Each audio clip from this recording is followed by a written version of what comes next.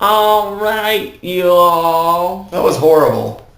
Let's get this started. It was horrible. It was painful hearing her try to do that accent. Oh, we forgot to look at the credits. Oh, we did. We were going to find out who the voice actors were. While I go about this, you ramble. So this episode was definitely not one of my favorites, but it was a good one. I put it in the middle tier. I somewhat enjoyed seeing Rarity go insane, as I always do. But what about the fact that her going insane was all because of a guy? A hipster, no less. A gay hipster. It's your headcanon that he's... That he believes Applejack is a man. Really? No, not really. Alrighty, let's see. Nah, Applejack is actually played by the same voice as Rainbow Dash. Really? Yeah, Tabitha St. Germain is just Rarity. Okay, well let's see. Pinkie Pie Apparently and Fluttershy. someone named Doran Bell was Trenderhoof in this. I don't know who that is. Neither do I. Well, Pinkie Pie and Fluttershy are the same voice actor. Yeah. Twilight is done by, The loudest character and the quietest character. Andrea Lubman. And then you have Twilight Sparkle, who is played by Timmy Turner. Tara Strong, everybody knows Raven. that. Everybody. Yeah, everyone knows Tara Strong. And if you don't know who Tara Strong is, then you either have a sad childhood or you've been living under a rock, because she's still out there doing great work these days. Yes, she's in the greatest cartoon ever. Huh, Spike and the Mayor are the same actor. Huh. Interesting. But back to the episode that we just watched. I never thought that they would be the same actor. Well, Mayor doesn't talk much. I feel like... Yeah, but I was actually convinced that Spike was voiced by a guy. I wasn't. I knew it was a woman. Really? Yeah. I guess. I kind of felt bad for Spike in this episode. I don't think he felt threatened in any way. Because he obviously knows that Trenderhoof is gay. I think it's just a matter of, please. He was just a one-time thing, like hoity-toity and whatnot. Yeah, really. Hoity-toity, fancy pants. That one Rarity guy. seems to get around a lot. Well, yeah, that's true. But... what about the scene where Spike just looks at us? Oh, yeah. Rarity Do says you something. have any idea what it's like to be obsessed with some pony who's obsessed with somebody else? And Spike. And they cut to Spike looking right at us. Like, gee, I wonder. You know what I'm thinking? Yeah, I mean, like, I was thinking that the whole episode. Like, Spike's gonna be pretty annoyed by this. You could tell he was a little annoyed, but he was brushing it off the entire way. Yeah, because he doesn't see that guy as a threat. That guy is just a trend-following hipster. Yeah. Seriously. Nah, he's a trend-starting hipster. I like things before they were cool. Oh, I once had an apple that they thought that was so rare they thought it was extinct. I had 4 of them. Nice job. Well, harvested the seeds and replanted. Yeah, they could have. He's a hipster, though. He's like the definition of a hipster. He even had the hipster beard. The comb and the comb and the sweater as well. And of course, and that was a stupid-looking sweater. And the coiffed. And of course, Rarity falls for the hipster. Of course. Well, we're talking about it during the episode as if they were to actually bring in relationships into canon. Yeah. Chances are Rarity would wind up having a boyfriend first. Yeah, probably. Followed by Pinkie with cheese sandwich. I don't know. I don't really even... I don't know. If Pinkie winds up in a relationship, I see for some reason cheese sandwich. Because he's basically the same as her? Who else would be able to keep up with her? That's true. That's true. That's very true. But... Fluttershy and Big Mac? No, I'm Chili and Big Mac. Fluttershy and Roid Rage. Oh, God. That would be horrible. I don't know, they balance each other out. She's the quiet one, he's the loud one. Why am I talking about this? I don't know why we're talking about this. Oh, God. What? What? The next episode. Oh, God. I'm not going to tell you anything about this one. Am I going to hate it? No, you are going to love it. Oh, cool. But back to this episode. Yeah, has season 4 just been getting better and better? The series has been getting better and better overall. Yeah, true.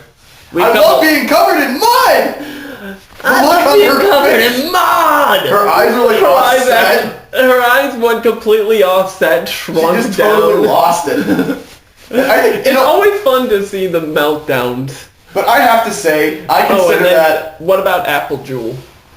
I'm not a big Applejack fan though, so, you know. Well, the fact that she actually got dressed up. And then she actually said, "Where did you get that dress?" It's one of yours. Yeah, really. But seriously. I'm gonna need 3 gallons of boiling water and an ounce of starch. Of course she sent Spike.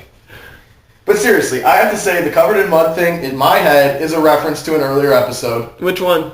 The race, covered in mud. Oh yeah. During Sisterhood Social. Yes. I still wish Sweetie Belle was a robot. Or possessed by an eldritch abomination. That'd be cool too. Nah, Sweetie Belle in the show is awesome as she is. Yeah, she's pretty good. Come on, it's Squeaky Belle. You can't help but love that, but still. This episode, though, I would say it's not one of my favorites, just because, I don't know, it just lacks something. I like it, though. What would you say it lacked? I don't know. Genuine conflict? Yeah. Because Some je ne sais quoi. It was over a guy. Yeah. And what's her name? Applejack didn't even care.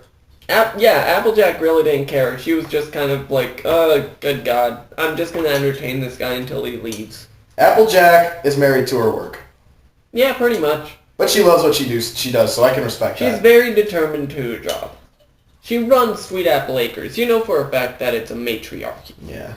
That household is a matriarchy. See, I don't feel... Well, yeah, that household is. I feel like this world, everybody's equal. There's just a lot more females than males. I grew up in a matriarchal household, so... Yes. I grew up with just my mom and my sister. I grew up in an anarchy household. As a matter of fact, my entire family is very matriarchal. We don't have... we actually go... my family goes by the daughters for some reason. I grew up in an anarchistic household. We all just did whatever we wanted. Like, we ate whenever we wanted. There were no family dinners. It sounds like a bad thing, but it's really not. We all just kind of did our own thing. My house was pretty anarchical. It's an anarchy.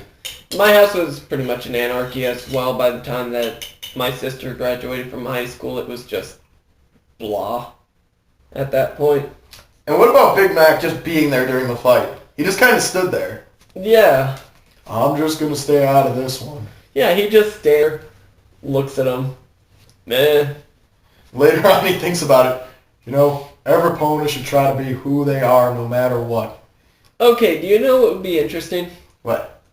Just, they do one spin-off episode focusing on Big Mac in a way similar to Scrubs. In which episode? Just for Big Mac. An entire episode. Oh, where he's thinking like JD does? And yeah, it's in a similar way to Scrubs where it's just in his head. They should just do a whole side miniseries like that, where they redo the episodes from Big Mac's point of view. I think that would be a little too much. But it would be great. It would be great, but that would be way too much. I honestly would just say, give that one side episode, Day in the Life of Ponyville, just literally that would be your time to showcase this background characters. Big Mac. Through Big Mac. Think of it. His entire exchange is in yups and nopes. Yup. I actually very much agree with what she said in his head. So yeah, you could easily just have the inner monologue with him, since he would know everyone, so we'd have a point of view on everyone. And he seems like he would be a pretty neutral guy towards everyone. Yeah, he does. Very friendly towards everyone, but overall, again, keeps to himself, being in his own head. Yeah. Yeah. That would be a perfect way to go about actually introducing us to the background. Or should I say, yup. Nope. I don't know, I don't know why I just kind of spitball ideas, not like any of these are generally heard. Yeah, and if we tried to make them, you know what would happen. Unfortunately. They get content ID'd. Yep, hence why it's just us sitting here. I could play the voice of Big Mac. I just gotta talk like this. No. Yup. But anyway, what do you think of Trenderhoof outside of he's gay? I don't actually think he was gay. I just think he's a jerk. Oh, not that being gay is a I bad don't thing. think he was a jerk. Not really even a jerk, just a loser. He was very sincere, but he wasn't sincere. That's the big thing. He's a loser. Yeah, he was a loser. He was a loser. Spike had nothing to worry about. Yeah. Well, he liked Applejack. And he wound up dancing with Granny Smith in the end. He went for the G-MILF. Would you really call Granny Smith a G-MILF? From his point of view. Ugh. He's a hipster. He's doing it before it's cool. Ugh. Unfortunately, you might find out it's never cool. I don't know. It might have been cool before, and it's now retro. Yep. Why did the hipster burn his tongue? Why are we talking about this? I don't know. Why did the hipster burn his tongue? I don't know. He drank his coffee before it was cool. Ha. I actually did know that one. I just didn't feel like saying it. Yeah, that's a good one. I like it. But, yeah, I don't have much to say about this episode. It's pretty straightforward. Yeah, it was a pretty straightforward episode. It was an okay episode. My least favorite of season 4 so far. Really? Yeah. Was it because of the horrible accent? Yes. That was painful. Come on, Rarity. You can do better than that. I don't know. We've seen what Tabitha St. Germain did to Derpy. Oh, yeah. I just don't know what went wrong. I just don't know what went wrong. Come on, that was just mean. Derpy's awesome. Well, she thought it was a boy. You know what? A lot of people were mad about the censorship. I'm kind of glad they did that. Gave her a little more dignity. Yeah, really.